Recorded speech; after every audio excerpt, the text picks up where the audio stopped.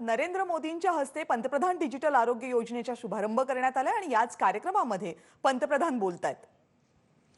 भारत के डिजिटल समाधानों ने कोरोना से लड़ाई में भी हर भारतीय को बहुत मदद की है, एक नई ताकत दी है।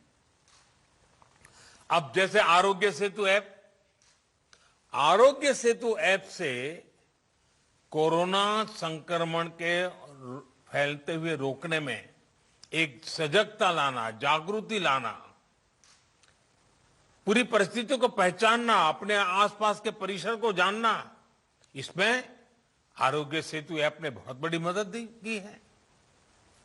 उसी प्रकार से सबको वैक्सीन, मुफ्त वैक्सीन, इस अभियान के तहत भारत आज करीब करीब 90 करोड़ वैक्सीन डोज लगा पाया है और उसका रिकॉर्ड उपलब्ध हुआ है, सर्टिफिकेट उपलब्ध हुआ है।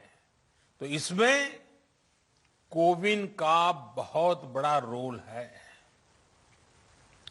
रजिस्ट्रेशन से लेकर सर्टिफिकेशन तक का इतना बड़ा डिजिटल प्लेटफॉर्म दुनिया के बड़े बड़े देशों के पास नहीं है। साथियों, कोरोना काल में टेली मेडिसिन का भी अभूतपूर्व विस्तार हुआ है। ई संजीवनी के माध्यम से अब तक लगभग 1.25 करोड़ रिमोट कंसल्टेशन पूरे हो चुके हैं। ये सुविधा हर रोज देश के दूर सुदूर में रहने वाले हजारों देशवासियों को घर बैठे ही शहरों के बड़े अस्पतालों के बड़े बड़े डॉक्टरों से कनेक्ट कर रही है। जाने माने डॉक्टरों की सेवा आसान हो सकी है। मैं आज इस अवसर पर देश के सभी डॉक्टरों, नर्सेस और मेडिकल स्टाफ का हृदय से बहुत आभार व्यक्त करना चाहता हूं। चाहे वैक्सीनेशन हो, कोरोना के मरीजों का इलाज हो, उनके प्रयास कोरोना से मुकाबले में देश को बड़ी राहत दे पाए हैं, बहुत बड़ी मदद कर पाए हैं। साथियों, आयुष्मान भारत पीएम जय ने गरीब के जीवन की बहुत बड़ी चिंता दूर की है। अभी तक 2 करोड़ से अधिक देशवासियों ने इस योजना के तहत मुफ्त इलाज की सुविधा का लाभ उठाया है और इसमें भी आधी लाभार्थी हमारी माताएं हैं, हमारी बहनें हैं, हमारी बेटियां हैं। ये अपने आप में सुकून देने वाली बात है, मन को संतोष देने वाली बात है। हम सब जानते हैं हमारे परिवारों की स्थिति। सस्ते इलाज के अभाव में सबसे अधिक तकलीफ देश की माताएं बहनें ही उठाती हैं।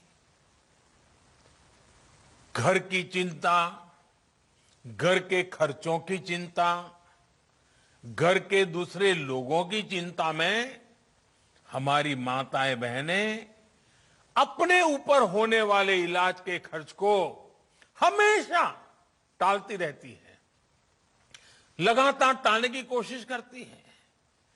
वो ऐसा ही कहते हैं, नहीं हाँ ठीक हो जाएगा, नहीं नहीं अब ये तो एक दिन का मामला है, नहीं नहीं ऐसे ही एक पुड़िया ले लेंगे तो ठीक हो जाएगा। क्योंकि मां का मन है ना, वे दुख झेल लेती है, लेकिन परिवार पर कोई आर्थिक बोझ आने नहीं देती है। साथियों, जिन्होंने आयुष्मान भारत के तहत अभी तक इलाज का लाभ लिया है या फिर जो उपचार करा रहे हैं, उनमें से लाखों ऐसे साथी हैं जो इस योजना से पहले अस्पताल जाने की हिम्मत ही नहीं जुटा पाते थे, टालते रहते थे, वो दर्द सहते थे, जिंदगी की गाड़ी किसी तरह खींचते रहते थे, लेकिन पैसे की कमी की वजह से अस्पताल नहीं जा पाते थे। इस तकलीफ का एहसास ही हमें भीतर तक झकझोर देता है। मैं ऐसे परिवारों से मिला हूं इस कोरोना काल में, और उसके पहले ये आयुष्मान की जब जो लोग सेवाएं लेते थे, कुछ बुजुर्ग ये कहते थे कि मैं इसलिए उपचार नहीं कराता था क्योंकि मैं अपने संतानों पर कोई कर्ज छोड़ करके जाना नहीं चाहता था। कुछ सहन कर लेंगे, हो सकता है जल्दी जाना पड़े, ईश्वर बुलाने तो चले जाएंगे, लेकिन बच्चों पर, संतानों पर कोई आर्थिक कर्ज छोड़ करके नहीं जाना है, इसलिए उपचार नहीं कराते थे। और यहां इस कार्यक्रम में उपस्थित हमसे ज्यादातर ने अपने परिवार में, अपने आसपास ऐसे अनेकों लोगों को देखा होगा। हमसे ज्यादातर लोग इसी तरह की चिंताओं से खुद भी गुजरे हैं। साथियों, अभी तो कोरोना काल है, लेकिन उससे पहले मैं देश में जब भी प्रवास करता था, राज्यों में जाता था, तो मेरा प्रयास रहता था कि आयुष्मान भारत के लाभार्थियों से मैं जरूर मिलूं। मैं उनसे मिलता था, उनसे बातें करता था, उनके दर्द, उनके अनुभव, उनके सुझाव मैं उनसे सीधा लेता था।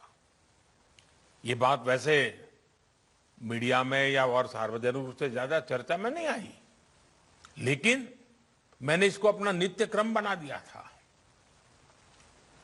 आयुष्मान भारत के सैकड़ों लाभार्थियों से मैं खुद रूबरू मिल चुका हूं, और मैं कैसे भूल सकता हूं उस बूढ़ी मां को जो बरसों तक दर्द सहने के बाद पथरी का ऑपरेशन करा पाई, वो नौजवान जो किडनी की बीमारी से परेशान था, किसी को पैर में तकलीफ, किसी को रीढ़ की हड्डी में तकलीफ, उनके चेहरे मैं कभी भूल नहीं पाता हूं। आज आयुष्मान भारत ऐसे सभी लोगों के लिए बहुत बड़ा संबल बनी है।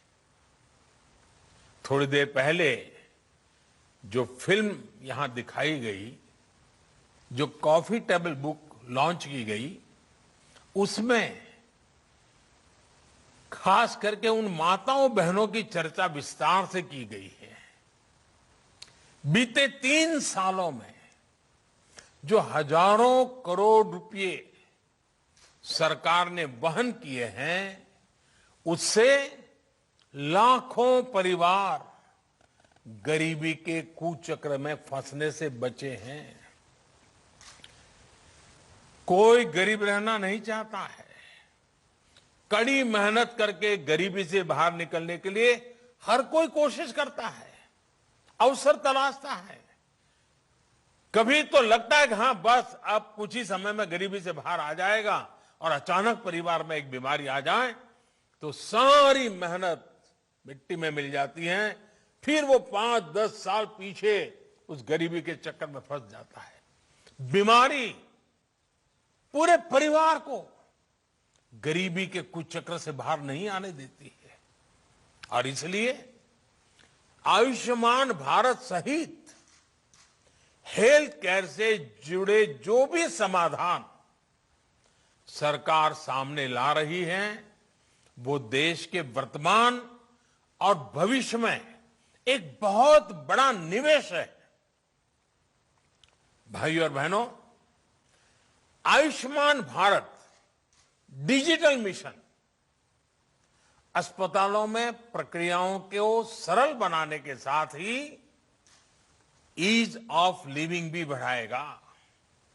वर्तमान में अस्पतालों में टेक्नोलॉजी का जो इस्तेमाल होता है वो फिलहाल सिर्फ एक ही अस्पताल तक या एक ही ग्रुप तक सीमित रहता है। नए अस्पताल या नए शहर में जब मरीज जाता है तो उसको फिर से उसी प्रक्रिया से गुजरना पड़ता है। डिजिटल हेल्थ रिकॉर्ड्स के अभाव में उसको सालों साल से चली आ रही फाइलें लेकर चलना पड़ता है। इमरजेंसी की स्थिति में तो ये भी संभव नहीं होता है। इससे मरीज और डॉक्टर दोनों का बहुत सा समय भी बर्बाद होता है, परेशानी भी ज्यादा होती है और इलाज का खर्च भी बहुत अधिक बढ़ जाता है।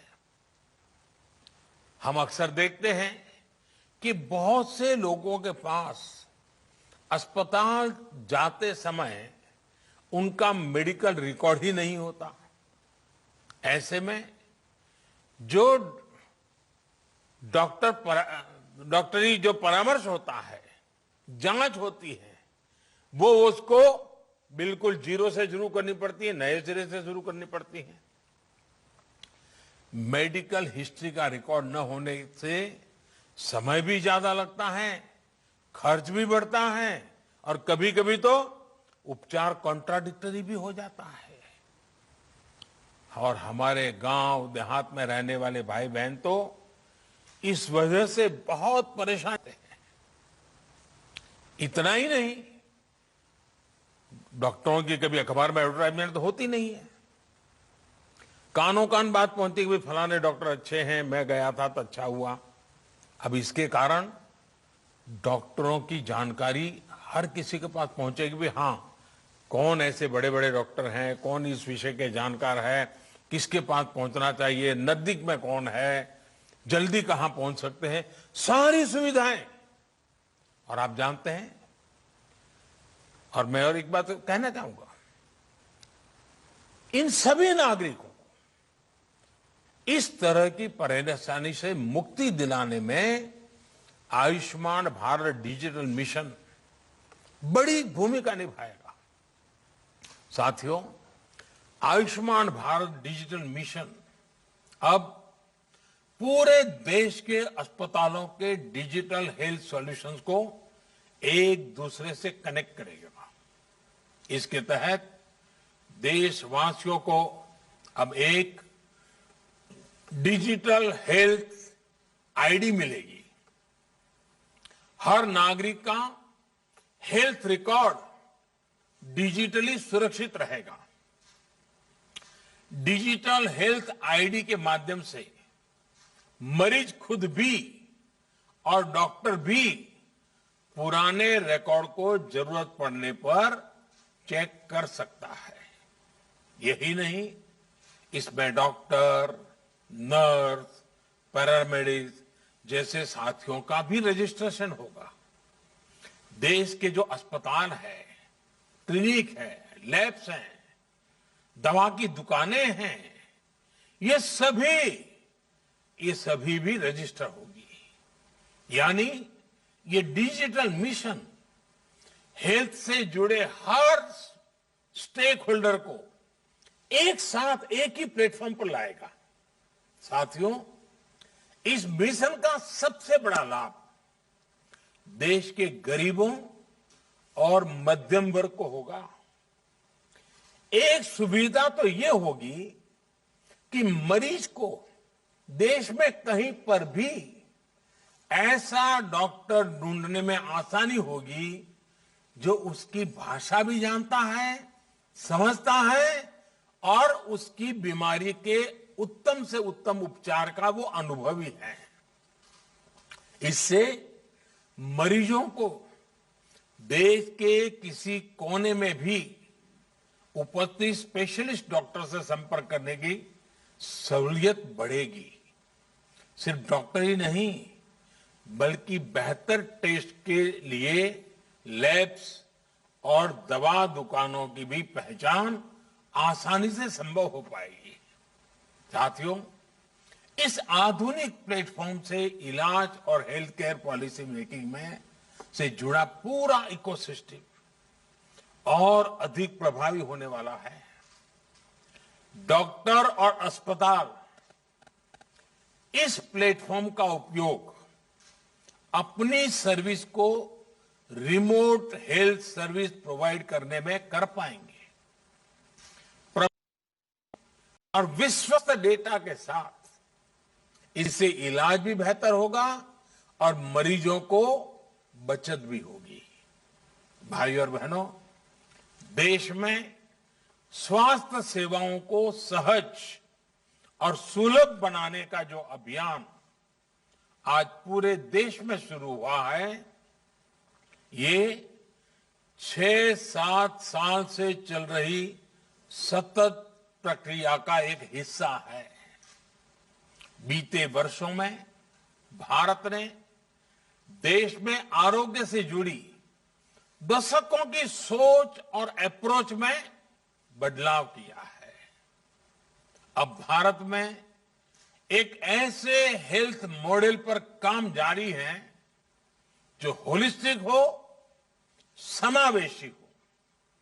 एक ऐसा मॉडल जिसमें बीमारियों से बचाव पर बल हो, यानी प्रिवेंटिव हेल्थ केयर की स्थिति में इलाज सुलभ हो, सस्ता हो और सबकी पहुंच में हो। योग और आयुर्वेद जैसी आयुष की हमारी पारंपरिक चिकित्सा पद्धति पर बल हो। ऐसे सभी प्रोग्राम गरीब और मध्यम वर्ग को बीमारी के कुचक्र से बचाने के लिए शुरू किए गए।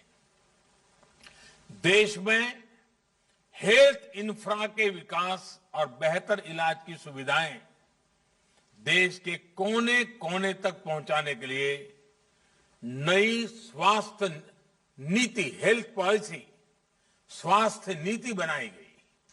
आज देश में एम्स जैसे बहुत बड़े और आधुनिक स्वास्थ्य संस्थानों का नेटवर्क भी तैयार किया जा रहा है। हर 3 लोकसभा क्षेत्र के बीच एक मेडिकल कॉलेज का निर्माण भी प्रगति पर है। साथियों, भारत में स्वास्थ्य सुविधाओं को बेहतर बनाने के लिए बहुत जरूरी है कि गांवों में जो चिकित्सा सुविधाएं मिलती हैं उनमें सुधार हो। आज देश में गांव और घर के निकट ही प्राइमरी हेल्थ केयर से जुड़े नेटवर्क को हेल्थ एंड वेलनेस सेंटर में उससे सशक्त किया जा रहा है। एबीपी माझा, उघडा डोळे बघा नीट।